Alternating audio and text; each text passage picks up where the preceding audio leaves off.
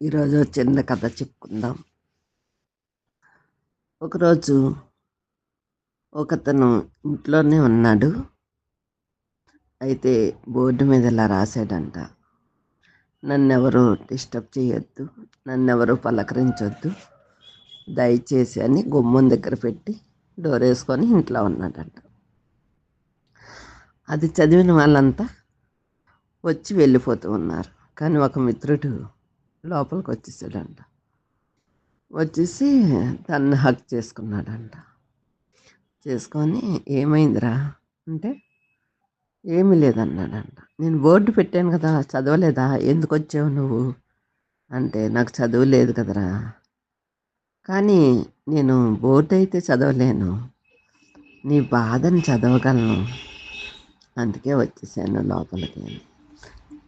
చూడండి, ఇలాంటి మిత్రులు ఉన్నవాళ్ళు చాలా అదృష్టవంతులు. ఎందుకంటే కష్టంలో ఉన్నప్పుడు అర్థం చేసుకున్నవాడే మిత్రుడు. చాలామంది అర్థం చేసుకోలేరు, చెప్తే కానీ తెలియదు.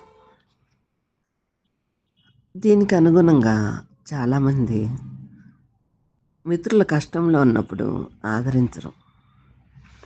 మళ్ళీ డబ్బులు ఇవ్వాల్సి వస్తుందేమో, అప్పు పెట్టాల్సి వస్తుందేమో అని. దీనికి ఉపమానం చెప్పుకున్నాం. ఒక డబ్బున్నవాడు పేదవాడికి సహాయం చేస్తే గొప్ప ఏముంది, తన దగ్గర ఉందే సహాయం చేశాడు, అందులో వింతేమి లేదు కదా. అదే మనకి సరిపోయినంతే ఉంది. సపోజ్ ఒక కంచంలో అన్నం పెట్టుకున్నాం, మనం తినే అంతే ఉంది. ఈలోగా మన మిత్రుడు వచ్చాడు, తనకిచ్చి నువ్వు తినరా అని తనకు అన్నం పెట్టి మనం తన అంక చూస్తూ ఉంటే ఎంత హ్యాపీగా ఉంటుంది. మన దగ్గర ఉన్నదే కొంచెమే, కానీ వచ్చిన మిత్రుడికి ఆ అన్నం పెడితే ఎంత సంతోషం ఉంటుందో కదా. అంటే నేను ఇక్కడ చెప్పేది ఏంటంటే, డబ్బు ఉన్నప్పుడు సహాయం చేయడం గొప్ప కాదు, మన దగ్గర లేనప్పుడు కూడా ఎవరైనా కష్టంలో ఉంటే మన ఖర్చు మానేసుకొని వాళ్ళకి సహాయం చేయాలి.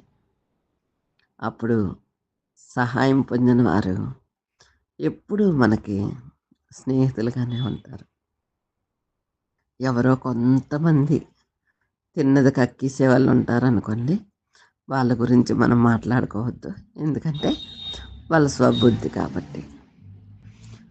ఒకరోజు రోడ్డు మీద ఒక డబ్బున్న ఆయన కారు వేసుకొని వెళ్తూ ఉన్నాడు.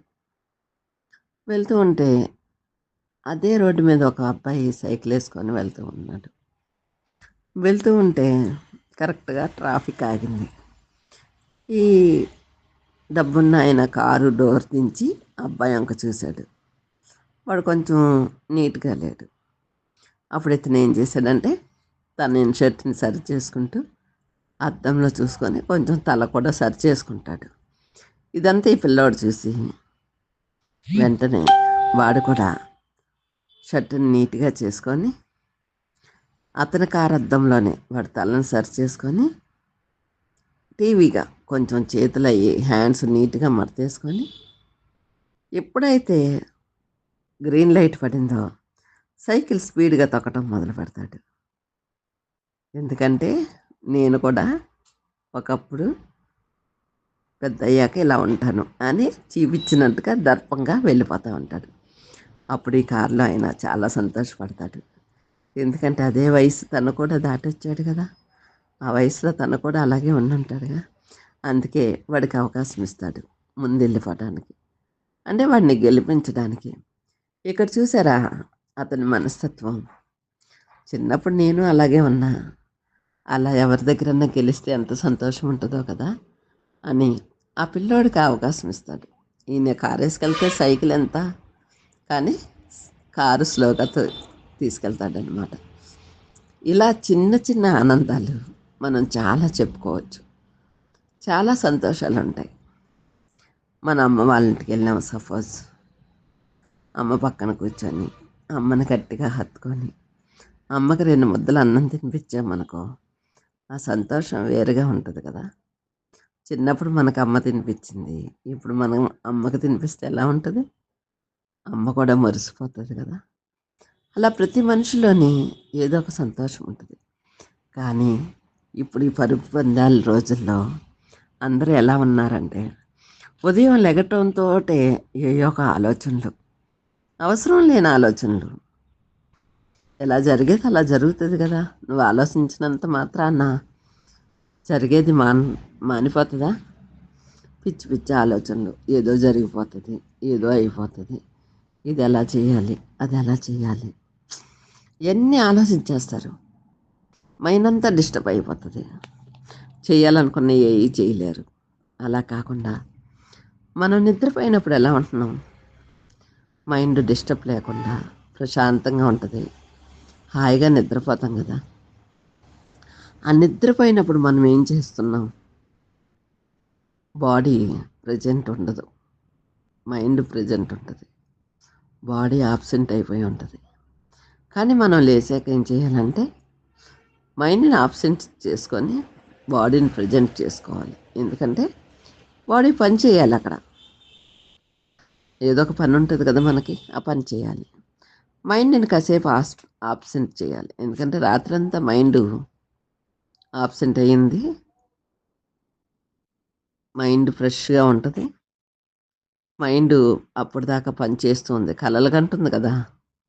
కలలు కనేటప్పుడు మైండ్ పని చేయాలి కదా. పని చేస్తుంది కాబట్టి కాసేపు మైండ్ ఆబ్సెంట్లో పెట్టుకొని బాడీ ప్రజెంట్లో పెట్టుకొని మనం పని చేస్తే నెక్స్ట్ ఏమన్నా ఆలోచించాలంటే అప్పుడు ఆలోచించవచ్చు. పొద్దున్నే లెగ్గానే ఆలోచించామనుకో అప్పుడే బుర్ర పాడైపోతుంది కదా. ఒక కప్ కాఫీ తాగుతూ ఉంటారు, ఏదో ఒకటి ఆలోచిస్తూ ఉంటారు. ఇది కాదు, తర్వాత ఆలోచించవచ్చు. పొద్దున్న ప్రజెంట్గా చక్కగా పీస్ఫుల్ మైండ్తో ఉంటే ఆ రోజంతా చాలా హ్యాపీగా ఉంటారు. అందుకే పెద్దలు చెప్తారు, ఉదయాన్నే 4 గంటలు లేచిన వాడు యోగి అవుతాడు, 5ంటికి లేచిన వారు భోగి అవుతారని. ఇలా అనడానికి కారణం ఏంటంటే 6ంటికి లేచినోడు రోగి అవుతాడంట. యోగి, భోగి, రోగి అంటే గంట గంటకి తేడా ఉంది.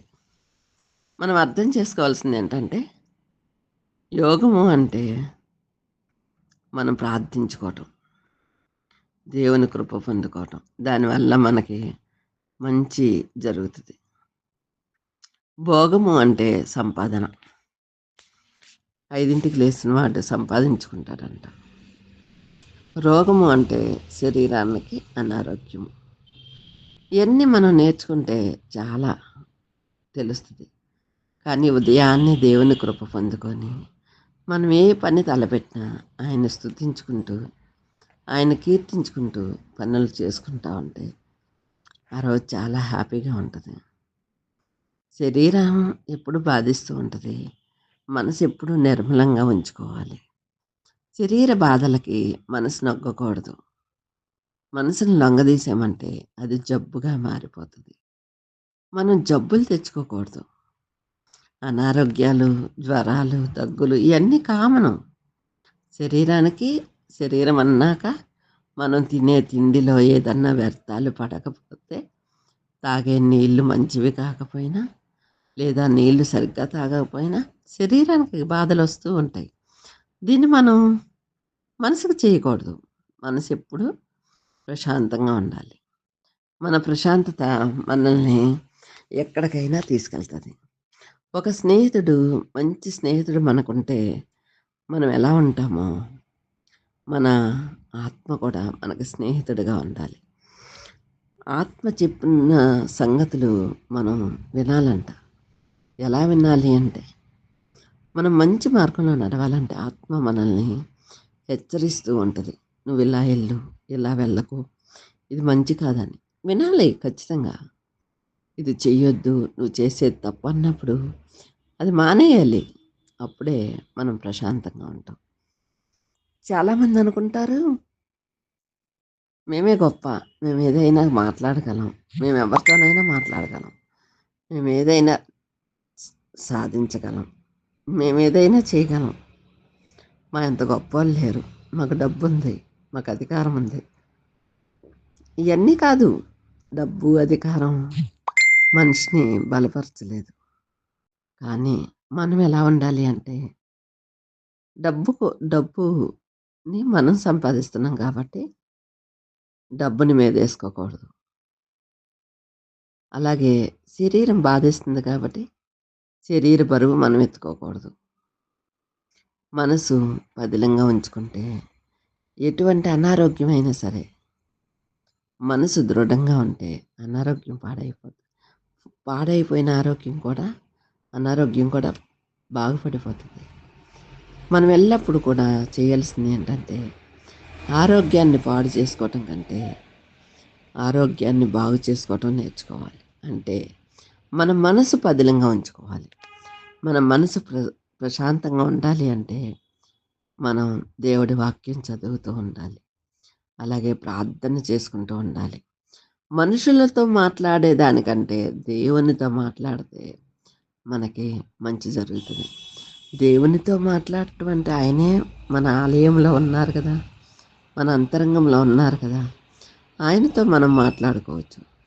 నువ్వు మౌనంగా మాట్లాడుకో, గొంతిప్పి మాట్లాడుకో, నువ్వు ఒంటరిగా మాట్లాడుకో, లేదా కుటుంబం అంతా కలిసి మాట్లాడుకో. ఎలా మాట్లాడినా దేవునితో మాట్లాడేటప్పుడు హ్యాపీనెస్ పెరుగుతుంది. ప్రార్థన చేసుకున్నాననే ఒక భరోసా వస్తుంది మనకి.